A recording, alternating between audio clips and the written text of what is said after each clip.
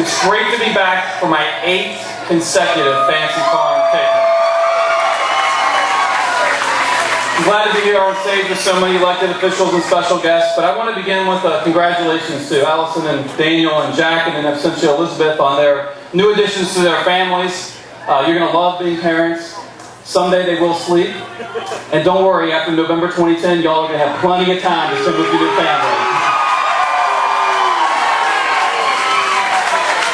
It's a great honor to serve as Kentucky's Secretary of State. Wherever I go, I'm always proud to say that I am a Kentuckian. And lately, I've been even more proud than usual. You see, in Kentucky, it seems, we tend to figure things out a little faster than the rest of the country. For example, when Barack Obama asked for our votes last November, Kentuckians took one look at his plan for higher taxes and government-run health care, as well as his attacks on coal and Kentucky values, and said, that's change we can live without. That's because Kentucky knows better. Unfortunately, the rest of the country took a little longer to figure this out. They put Barack Obama, Harry Reid, and Nancy Pelosi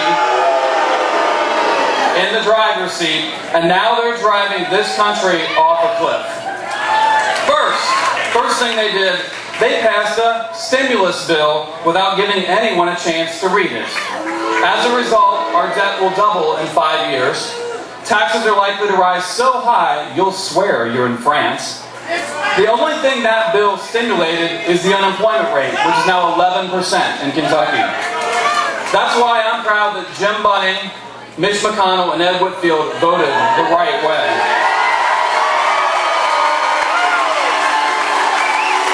Proving once again that Kentucky knows better.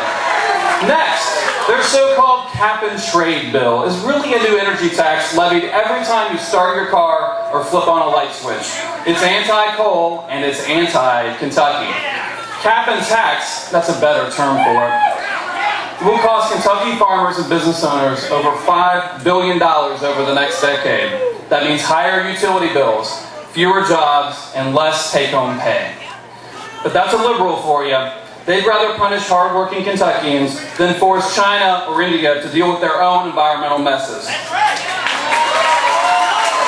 That's why, as your U.S. Senator, I will never vote to put Kentucky's economy at a competitive disadvantage to the rest of the world.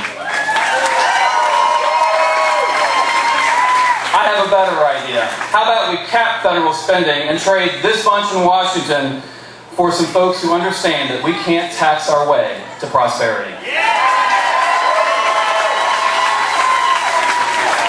I suspect that even these folks over here agree with me, because Kentucky knows better. But that's not all. They want to take over our health care. We all agree that reform is needed, but the solution is not more government control and ration care.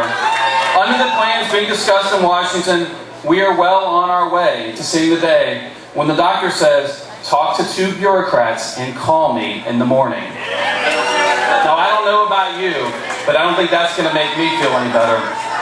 Whether it's our economy, our energy policy, or healthcare, Doctors Pelosi, Reid, and Obama want to write the same prescription for all of us. Bigger government that we can't afford. Judging by the president's plummeting approval ratings, it looks like the rest of the country is finally catching on. It's clear we need a real check and balance in Washington. I am confident that we're going to keep this seat in conservative hands next November because Kentucky knows better.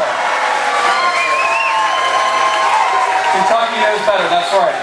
Now when you look at the U.S. Senate race in Kentucky next year, there's really a simple choice. On the one hand, you can choose someone who will fall in line with Obama, Pelosi, and Reid. Or you can choose someone like me, who shares our conservative Kentucky values and will always put Kentucky first. I'd be honored to have your vote. Thanks for listening, and I'll see y'all next year. God bless you.